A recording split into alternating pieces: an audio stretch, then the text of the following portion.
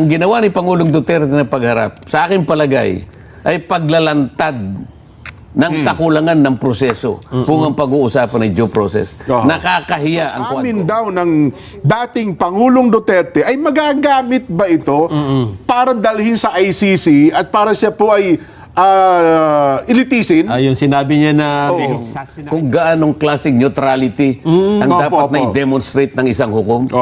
The cold neutrality The of cold an impartial judge. Ito pa walang pagmamaliit sa aking mga dating kasama sa Congress. Bakit naman siya yung nagpaliwanag? Bakit hindi nagpaliwanag kung sino yung authority doon? Ang ginawa ni Pangulong Duterte na pagharap, sa aking palagay, ay paglalantad ng kakulangan ng proseso kung ang pag-uusapan ng due process. Nakakahiya ang Quadcom. Hindi, nagkamali ako. Quadcom pala.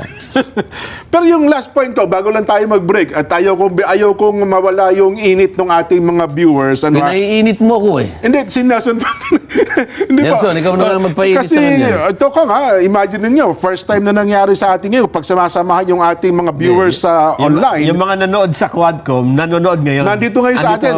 Walang hearing ngayon eh. Kasi parang ina-assist nila, parang tinitignan nila. Anong pagkakaiba nito? Anong pagkakaiba? Oo. Tayo, tatlo lang tayo. Para mabalanse. Napanood na nila yung hearing eh. O anong assessment? Sinusukat nila ngayon. Hindi, nagkamali ka. Dapat tinawag mo si Pangulong Duterte. Darating yun eh. Meron pa namang espasyo dito eh. Pwede pa man. Next week. Palagay ko. Next week. At least dito. Ako magtatanong sa kanya. Opo. Hindi na kami, tatahimik na kami. Hindi. Tatahimik na kami. Hindi kayong magkocross, ako magdidirect. Kami yung Quadcom. Hindi, kuwak. Dalawa lang. Yung punto na yun bang mga di umano ko nga na pag-amin daw ng dating Pangulong Duterte ay magagamit ba ito para dalhin sa ICC at para siya po ay ilitisin? Yung sinabi niya na may sinakay siya sa helicopter. Ipagpalagay mo na ibibigay nila sa ICC.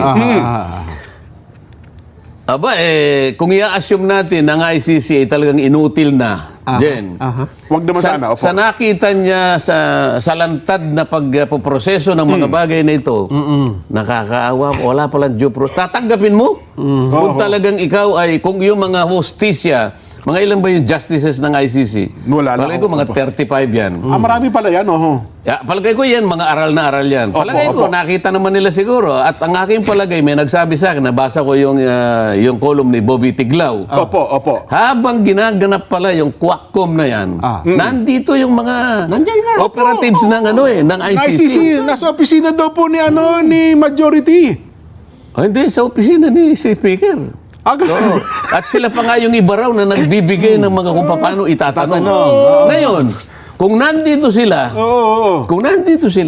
nakita nila, nalantad sa kanila ang kakulangan ng due process at kung tatanggapin nila yung transcript na ginawa, na ngayon pa lang sasabihin ko na mga inutil din sila. Nako. Paano mo tatanggapin ang isang proseso na walang depensa walang kadepensa, pinagtatanong mo, pero siya wala siyang karapatang magtanong doon sa mga taong nag-a-accuse sa kanya. Ito basic ito eh.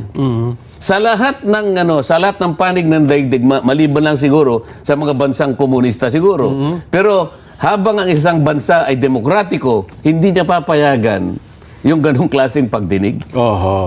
Kaya kung ibibigay nila, halimbawa, at tatanggapin. Ngayon pa, pinagtatawanan ko na yung ICC.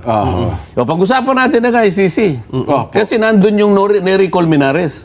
Nandun na ba? Kasi anong connection naman at pat nandun yun? Bakit naman, sa dami ng taong dapat sabi ko nga, dapat ang ipinatawag ang Solicitor General o kaya kahit na sinong Chief of Police nung panahon o Superintendent nung panahon ni Pangulong Duterte o tinawag ng DOJ Secretary, bakit naman nandun ang Nery Colmenares? Oo nga po, kasama sa mga inimbitahan. Ayaw ko lang wala naman natin nag-motion kung nasa inimbitahan. Kaya nga, gusto ko nga tanong ngayon, bakit po? Alimbawa, kung nandun ako. Kaya nga sabi ko sa iyo, maghahalo ang tinalupang kung nandun ako eh.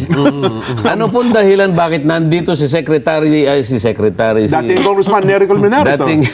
Opo. dating Congressman Nery Colmenares. Opo. Ano pong dahilan ba't nandito yung dating Senadora Laila de Lima? Opo. At una ko pong itanong, Mr. Chair, wag po kayo magagalit.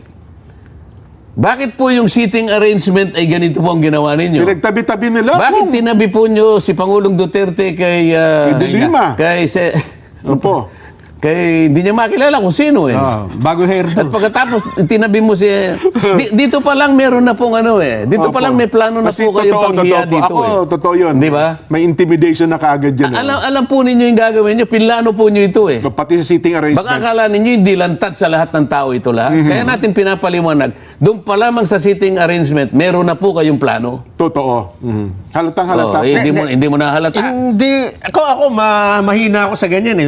Paliwanag nyo nga, paano nagkaroon ng Malaysia, yung pagtabihin mo ang dating Pangulo at si De Lima? Anong masama doon? Eh, magkaaway yung dalawa eh. Oo nga.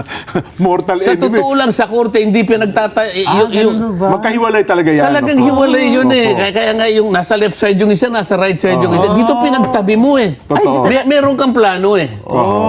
Na para talagang pagalitin kung sino man. Well, ang dating Pangulo Eh, paano kung halimbawa, yung talagang ano, paano kung hinablig? Iniiwasan nga ng korte yung ganun eh. Tama nga. Di ba nung isang araw, dinidiscuss natin yung kung gaanong klaseng neutrality ang Opo, dapat na opo. i-demonstrate ng isang hukom. Oho. The cold neutrality The of cold an impartial judge. Yes. Kaya nga doon pa lang sa setup, oy, doon ka. Oho. Ikaw doon ka. Hindi pwedeng maglapit yan. Bakit dito pinagtabi mo? Totoo. So, ang Tapos- tanong ko, Mr. Chair, bakit niyo po pinagtanong? Tapos sa kabilang banda, si Trillanes, magkakatabi talaga sila. Mukhang... Bakit nga? Ano dahilan? ako sa O tingin hindi ko... ba meron silang gustong palabasin? Opo, may mga intimidation tsaka talagang gusto nilang... At pagkatapos, Opo. ito, pati yung order ng kung paano ang tanong. Ito muna mga pagkatapos, huli na yung yung pambubuisit na lang nung senador. O siyempre, hapong-hapo na yung Pangulo eh. Opo. Ikaw ba naman na nakaupo ka rin ng mahigit na 10 oras? Oho. Alas 12 Di ba? na yun eh. At saka yung una Si talaga... Chairman Barbers nga ako paano dahil nasa Subic nga ako. Oo. Kung minsan walang signal. pag naglalakbay kami, walang hindi ko pero siya patayo-tayo siguro sa dami na matagal eh. Totoo po. Totoo yan. Oho. Tapos nung bandang huli na, siguro hapunan pa tsaka nga yung pinrubok nito. Kaya kami plano eh. Oho. Ngayon, ito nalantad sa buong daigdig. Maraming nang nanonood eh. Totoo po. Nalantad ngayon. Oo nga, bakit ganun? O ngayon, tsaka mo ibibigay ngayon yung transcript. Tatanggapin ng ICC. O, bahala kayo sa buhay nyo. Ngayon, merong statement na pinalabas ang Ang Palasyo. opo. Sa pamamagitan ni Executive... Secretary Lucas Bersamin. alam mo ba yung statement? Basahin mo nga. Teka, hanapin ko lang. Hanapin mo nga. Oo. Na... Hindi, kasi punta muna natin si Nery Colmenares. Sige, yun. bakit nga po? Naiwan natin yun. Opo. Kasi parang nagsalita parang nagmanifest, pinayagan nata si dating ES Medialdea. Opo. Nang sinasabi niya, wala ng jurisdiction ng ICC.